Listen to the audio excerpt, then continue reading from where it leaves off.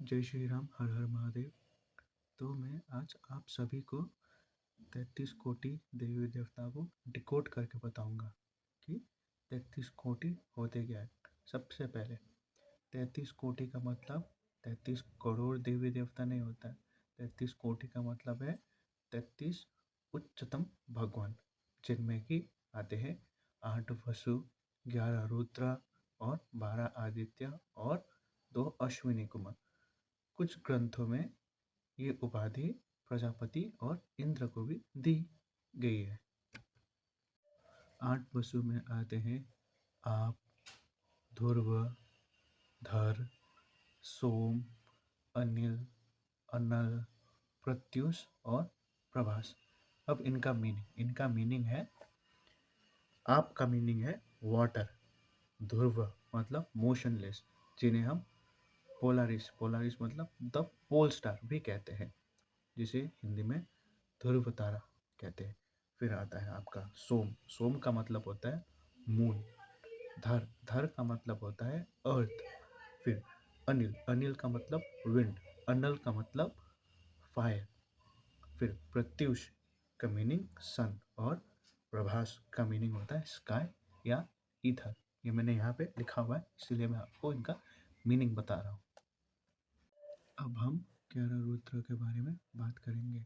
तो 11 रुद्रों का वर्णन हमें मत्स्य पुराण, वामन पुराण, रामायण और विष्णु पुराण में इनका उल्लेख मिलता है। और हर ग्रंथ में इनकी उत्पत्ति भिन्न भिन्न प्रकार की है। जैसे कि विष्णु पुराण में रुद्र को अर्धनारीश्वरी के रूप में बताया गया है, जिनको मेल फॉर्म को रुद्र कहते हैं और फीमेल फॉर्म को रुद्रानीस कहते हैं। अब हम 11 रुद्र और 11 रुद्रानी के नाम बताएंगे आपको, जो कि मैंने यहीं पे लिखा हुआ है। तो पहले है आपका मनु, फिर आता है मन्यु, फिर शिव, फिर महान, फिर ऋतुध्वज, फिर महामसा या तो महीनास, फिर उग्र रेतास, फिर या तो उम्र रातास रेत्रास, फिर काला या कामा, फिर वामदेवा, फिर भावा, फिर धर्तध्वज या धृतवर्ता। और इनका रुद्रानीस के फॉर्म में नाम है, पहला दिहि, फिर उर्दी, फिर उसाना, फिर उड़ना, फिर नियुता, फिर सर्पिस, फिर इला, फिर अंबिका, फिर इरावती, फिर सवादा, फिर दीक्षा।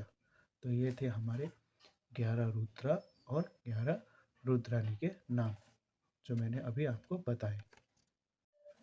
फिर आता है 12 आदित्य। अब हम 12 आदित्यों के नाम और उनका महत्व जानेंगे। पहले है अंशुमन, जो कि विंड को रिप्रेजेंट करते। फिर आते हैं आर्यमन। आर्यमन भी विंड को ही रिप्रेजेंट करते। फिर आते हैं इंद्र। ही is the king of God, मतलब कि वो देवताओं के राजा है या तो देवराज है। फिर आते हैं त्रोष्टा, जो कि रिप्रेजेंट करते हैं या कह सकते हैं he lives in the trees और हर्ब्स में, मतलब पेड़ और पौधों में वो विराजमान करते हैं। फिर आपका आता है धातु। धातु represent all the living beings. फिर आता है आपका पर्जन्य। पर्जन्य रिप्रेजेंट करते हैं रेन को, जो शावर रेन होते हैं उसको वो रिप्रेजेंट करते हैं। फिर आते हैं आपका पूषा। पूषा मतलब कि जो फूड्स को ग्रो करते हैं, मतलब कि जैसे हमारी एग्रीकल्चर सेक्टर के लिए पूषा इज द मोस्ट इम्पोर्टेंट। फिर आपका आता है भग। भग ही is the body of all living being, मतलब कि वो भी हर लिविंग बींग में विराजते हैं। फिर आते हैं मित्र। He is the moon and ocean, मतलब कि वो चंद्रमा और समुद्र में विराजमान करते हैं।